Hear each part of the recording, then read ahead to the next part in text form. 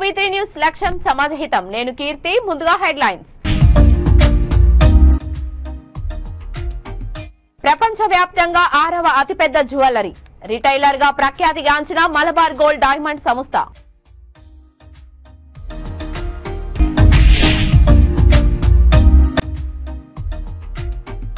కొద్ది రోజులుగా private school bus నిర్లక్ష్యపు ప్రయాణాలు, నిబంధనలు పాటించడం లేని స్కూల్ బస్సులు.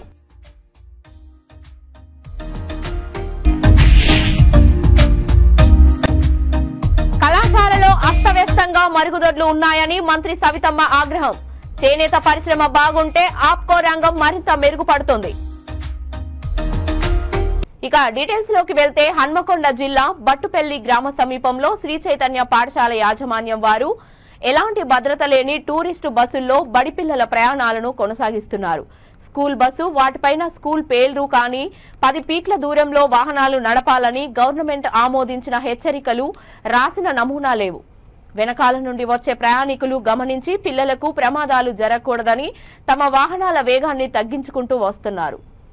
నిర్లక్ష్యపు ప్రయాణాలు, ఎలాంటి పర్మిషన్లు లేని వాహనాల్లో, స్కూల్ పేర్లు లేనటువంటి బస్సుల్లో ఎలాంటి ప్రభుత్వ నియమ నిబంధనలు పాటించకుండా పసిపిల్లల ప్రాణాలతో చెలగాటం ఆడుతున్నారని తెలిపారు.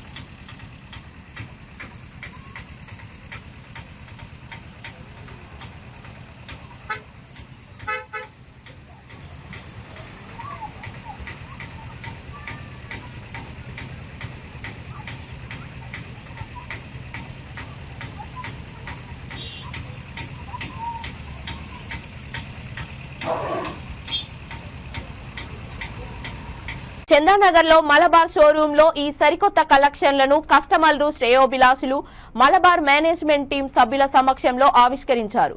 ప్రకృతి ప్రసాదించిన సంక్లిష్టమైన ఆకృతులు, అలలు, వివిధ రూపాల మడతలు, అల్లికల నుండి సేకరణ పొంది విలాసవంతమైన వజ్రాభరణాలుగా అద్భుతమైన రూపొందించబడిన ఒక వేడుక సేకరణ చేశారు.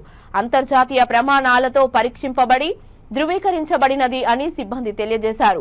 100% మార్పిడి విలువతో, 100% పారదర్శకత్వం గ్యారంటీతో, 20% డిస్కౌంట్ గల మలబార్ వాగ్దానాల హామీతో లభిస్తుందని తెలిపారు. ఈ సందర్భంగా చందానగర్ నిర్వాహకులు దీపక్ తెలియజేశారు.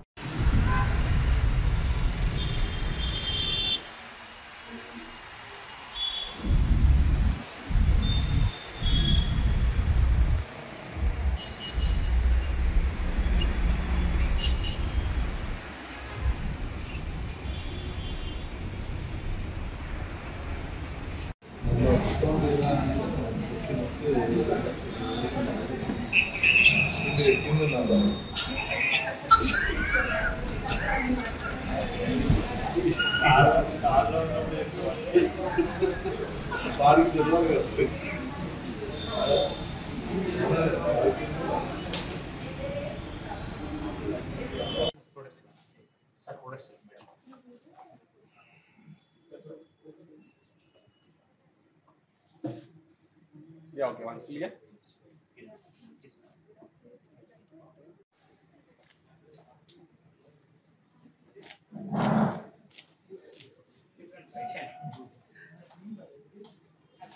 Yeah, I mean, this one, yeah, this one. Yeah, and this one. Yeah. నేను ఇక్కడ లోకల్లో ఉంటాను, చందానగర్ బ్రాంచ్లో. ఈరోజు చందానగర్ బ్రాంచ్లో మలబార్లో కొత్త డైమండ్ సెట్ లాంచ్ చేశారు. మేము ఇక్కడ రెగ్యులర్గా వస్తుంటాము. అక్కడ కలెక్షన్స్ చాలా బాగుంటాయి, అన్నీ లైట్ వెయిట్గా ఉంటాయి, డిస్కౌంట్స్ కూడా ఇస్తున్నారు. మీరు కూడా ఖచ్చితంగా వచ్చి విజిట్ చేయండి. Thank you. బిందు, నేను ఇక్కడ చందానగర్ దగ్గరలోనే ఉంటాను and I visit often to Malabar jewelleries. So ఈరోజు కొత్తగా లాంచ్ చేశారు నోవా జ్యువెలరీస్ అండ్ 28th ఇక్కడ నుండి కూడా మనకి దొరుకుతుంది. It's light weight jewellery and it's very comfortable. మీరు కూడా వచ్చి ట్రై చేయండి. Thank you. కలెక్షన్ ఇప్పుడు లాంచ్ అయింది ఇక్కడ. సో ఎస్పెషల్ చందానగర్లో ఈరోజు నుంచి లాంచ్ అయింది. సో ఈ నోవా కలెక్షన్ అనేది ఫ్రమ్ నేచర్ బేస్ చేసుకుని చేసిన డిజైన్స్. సో మలబార్ ఏంటంటే ఎవ్రీ ఇయర్ ఒక్కొక్క స్పెషల్ కాన్సెప్ట్ తీసుకున్న డిజైన్స్ అన్ని ప్రిపేర్ చేస్తారు. సో ఈ ఇయర్ వచ్చేసి ఒక నేచర్ కాన్సెప్ట్తో ఒక డిజైన్స్ లాంచ్ చేస్తారు ఫ్రమ్ 1,20,000. సో ఇదేంటంటే light weight collection and for youngers and office going వాళ్ళ కోసం స్పెషల్గా డిజైన్ చేయాలి. Very light weight collection and age group also 25 to 40 years between వాళ్ళని సో టార్గెట్ చేస్తూ ప్రిపేర్ చేసిన డిజైన్స్. సో నార్మల్ బయట కాంపిటీషన్ ఏంటంటే నార్మల్ రెగ్యులర్ జనరిక్ డిజైన్స్ ఉంటాయి. సో మల్బార్ అలా కాదు, ఎవ్రీ ఇయర్ ఒక కొత్త కాన్సెప్ట్తో డిజైన్స్ని లాంచ్ చేయడం జరుగుతుంది అనమాట. సో ఈ లాంచ్ని ఈ కలెక్షన్ని అందరూ యూటిలైజ్ చేసుకుంటారని నేను రిక్వెస్ట్ చేస్తాను. ఎస్, కలెక్షన్లో డిస్కౌంట్ కూడా అవైలబుల్ ఉంది, అప్ టు 20% బోరబండ డివిజన్ పరిధిలో పోలీసులు రాత్రి 11 గంటల తర్వాత డ్రంక్ అండ్ డ్రైవ్ నిర్వహించారు. ఇందులో భాగంగా వాహనదారులకు మత్తు పదార్థాలపై అవగాహన నిర్వహించారు. గంజాయి పంపిణీ చేస్తే కఠినంగా శిక్షలు ఉంటాయని, వారిపై కేసులు కూడా నమోదు చేస్తామని పోలీసులు తెలిపారు.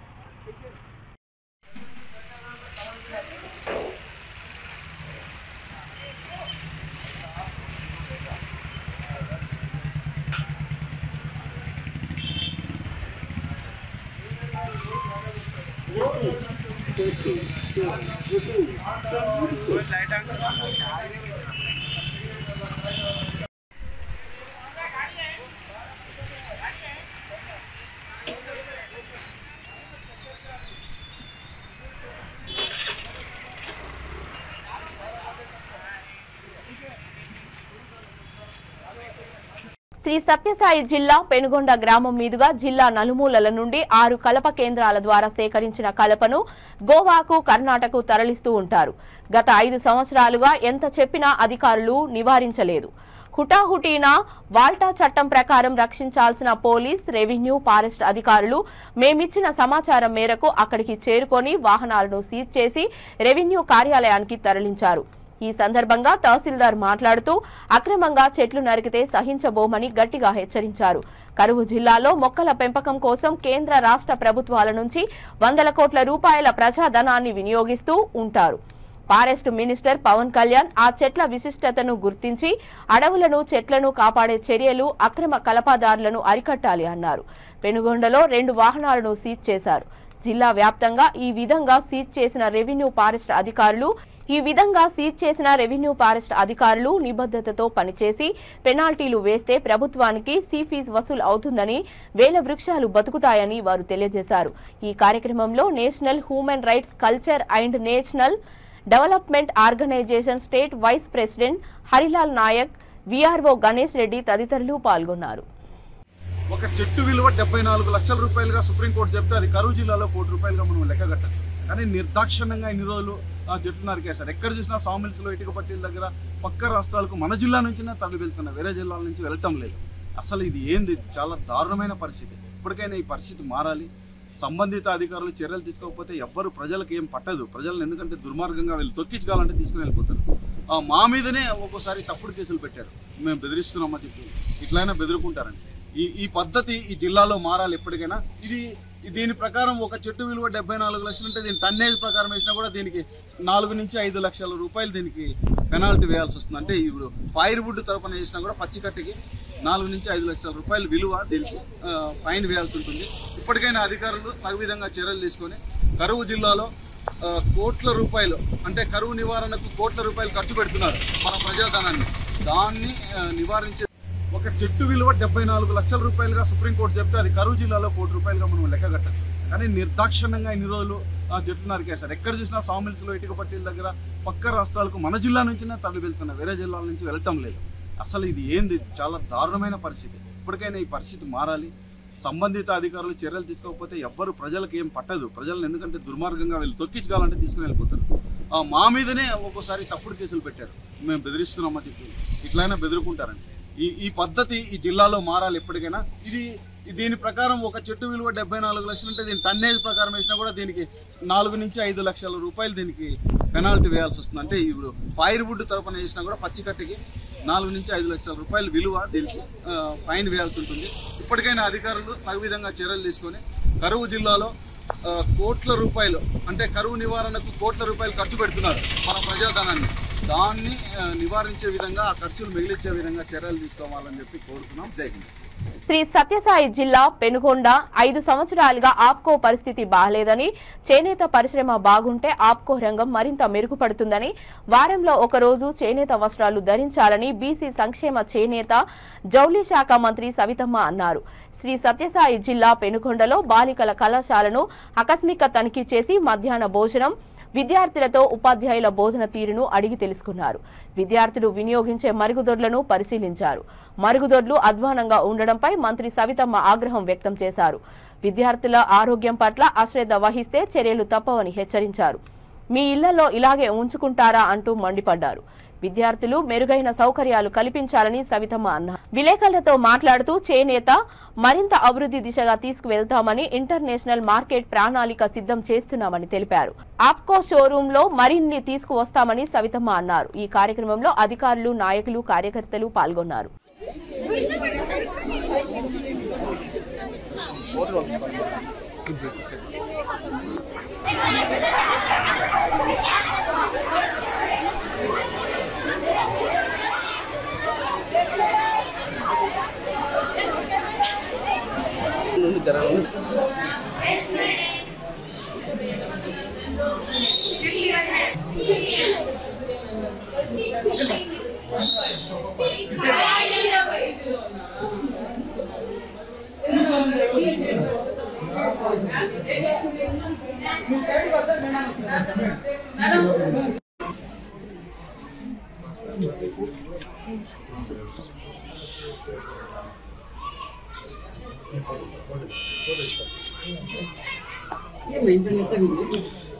మనం అది మేము కొత్తగా వచ్చినాయి కదా, మంచిగా ఉంటుందని మెత్తగా కూడా పర్వాలేదు తినేది.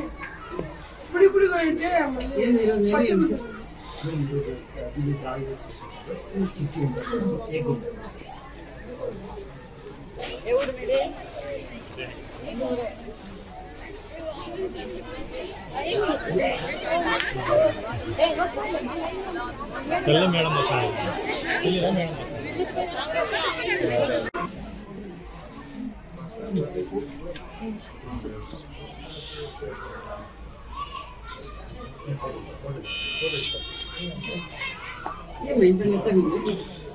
మనం అది మేము కొత్తగా వచ్చినాయి కదా, మంచిగా ఉంటుందని మెత్తగా కూడా పర్వాలేదు తినేది. ఇప్పుడు అయితే మేడం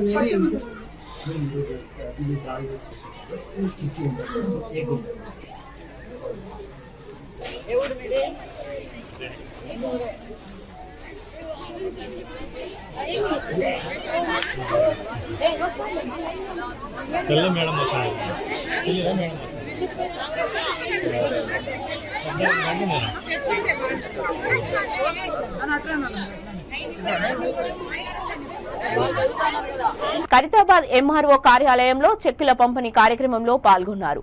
కార్పొరేటర్ కాంగ్రెస్ బోర్బండ బాబా పసియుద్దీన్ అనారోగ్యం కారణంగా రాలేకపోవడంతో వారి స్థానంలో భార్య హాజరయ్యారు.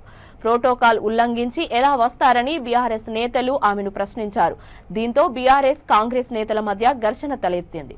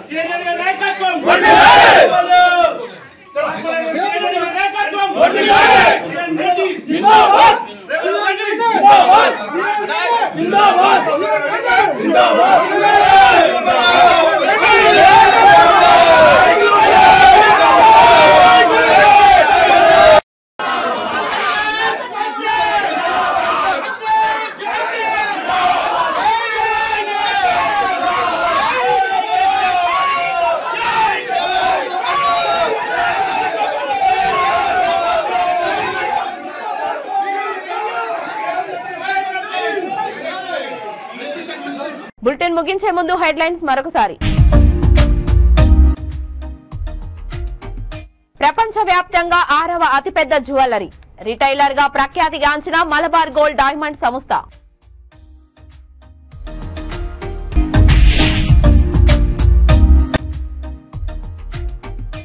కొద్ది రోజులుగా ప్రైవేట్ స్కూల్ బస్సు నిర్లక్ష్యపు ప్రయాణాలు, నిబంధనలు పాటించడం లేని స్కూల్ బస్సులు.